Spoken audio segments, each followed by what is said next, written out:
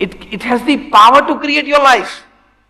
તો attitude is everything. Jeff કેલરનું બહુ જ સરસ પુસ્તક છે. આ પણ તમે ઘણા બધા યંગસ્ટર્સ બેઠા છો who are the future of the country and the society.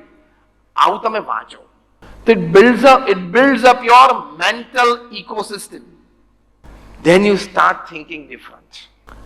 અને જ્યારે તમે જુદું વિચારવા માંડો, જુદું થવા માંડે.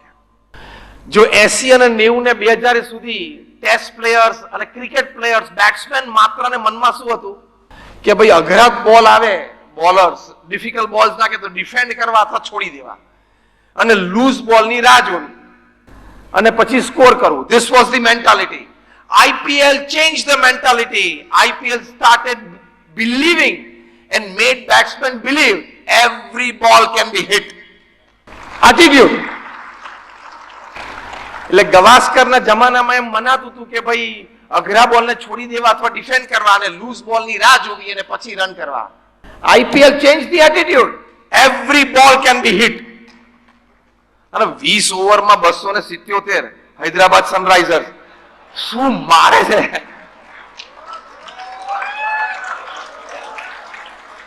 What is 277 in 20 overs? Unbelievable.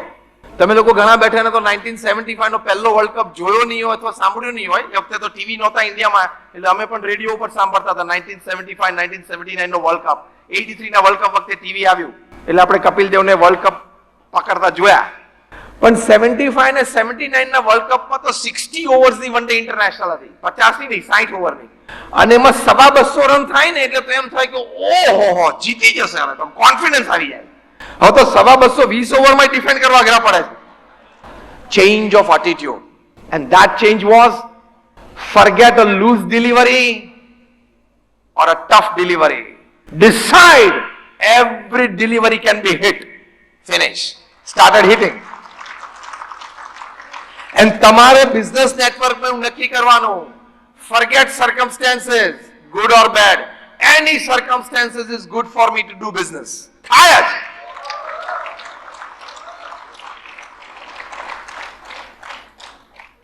જેમ અમારા ગુરુ પ્રમુખ સ્વામી મહારાજે એક એટીટ્યુડ, એક અભિગમ, એક જીવન ભાવના નક્કી કરી કે in the good of others lies our own.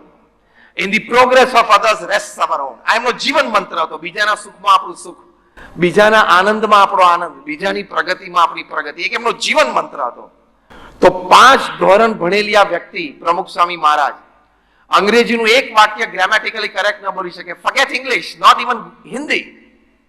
પણ in a span of 45 years, એ પણ એમની ઉંમર 51 થી 95, એ 45 વર્ષમાં પ્રમુખ સ્વામી મહારાજે 1300 hospitals, hostels, schools, colleges, community centres, સંસ્કાર કેન્દ્ર, મંદિર અને અક્ષરધામ, વન મેન ઓર્ગેનાઇઝેશન ઉભા કર્યા.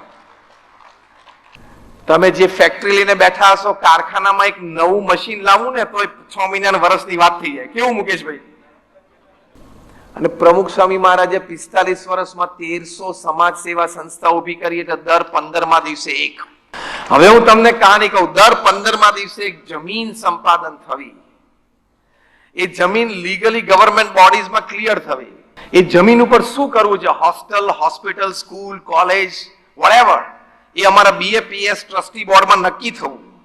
BAPS is a non profit organisation, so ચેરિટીઝમાં ફંડ્સ રેઝ થાય ફોર ધેટ ઇન્સ્ટિટ્યૂટ.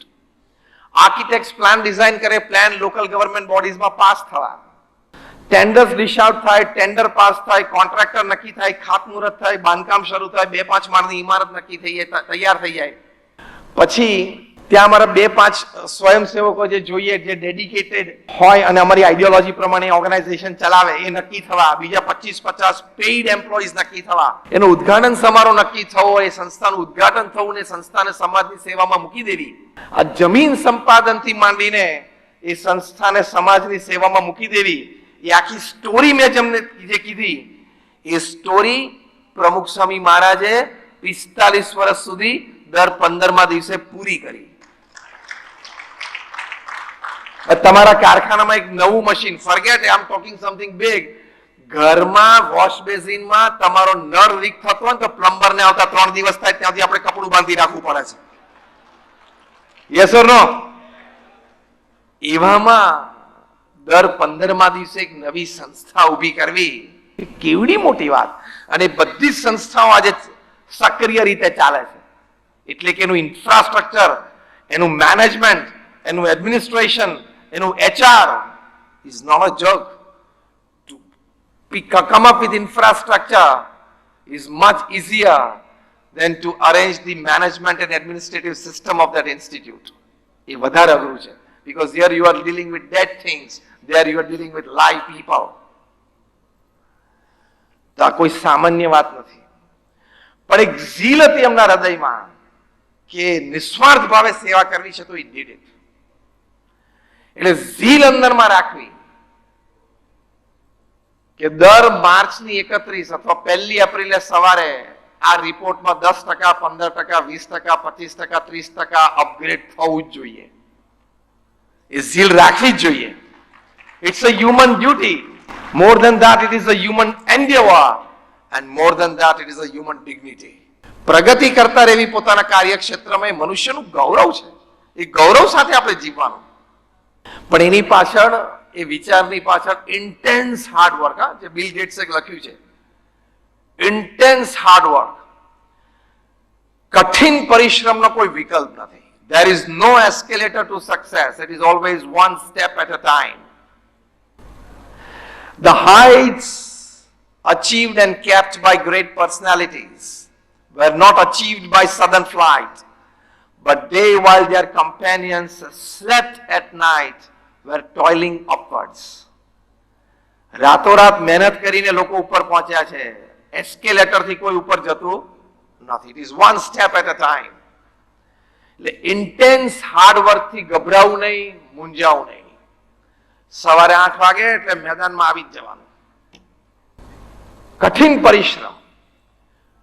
પ્રમુખ Swami Maharaj at the age of 51 અમારી BAPS સંસ્થાના ગુરુપદે આવ્યા. હવે હું એમના સ્ટેટિસ્ટિક્સ બોલું છું, સાંભળજો, એટલે તમને બધા યુવાનોને અંદરથી ફાયર લાગશે. 51 વર્ષની ઉંમરે રિટાયરમેન્ટના પ્લાન્સ મનમાં શરૂ થઈ જાય. પ્રમુખ Swami Maharaj started his career at 51. 51 વર્ષની ઉંમર પછી એ દુનિયાના 18,000 ગામો અને શહેરોમાં 60 દેશોમાં જાતે ગયા. Intense travelling. લોકો એમને પત્ર લખતા વ્યક્તિગત પારિવારિક પ્રશ્નો માટે એવા 7.5 લાખ પત્રોના એમને લેખિત જવાબ આપ્યા. At an unbelievable average of reading and answering more than 50 letters a day without a Sunday for 45 years. રોજના 50 પત્રોના રિસ્પોન્સિબલ આન્સરિંગ. આ બધું પેરેલલ કરું છું, કોન્કરન્ટ. 51 થી 95 વર્ષની એમની ઉંમર આ બધું કોન્કરન્ટ ચાલે છે. ત્રીજું, he personally visited 3.5 lakh homes, offices and factories. 45 વર્ષ સુધી રોજ, અત્યારે જે અમે તમારી ઇવેન્ટમાં આવે એમ રોજ 1 કે 2 ઇવેન્ટમાં એમને હાજરી આપી. સાથે સાથે આ 1300 સંસ્થાઓ ઊભી કરી. અમારા જેવા 1100 સંતોને દીક્ષા આપી અને 80,000 નો વોલેન્ટિયર ફોર્સ ઊભો કર્યો. These are all statistics after the age of 51.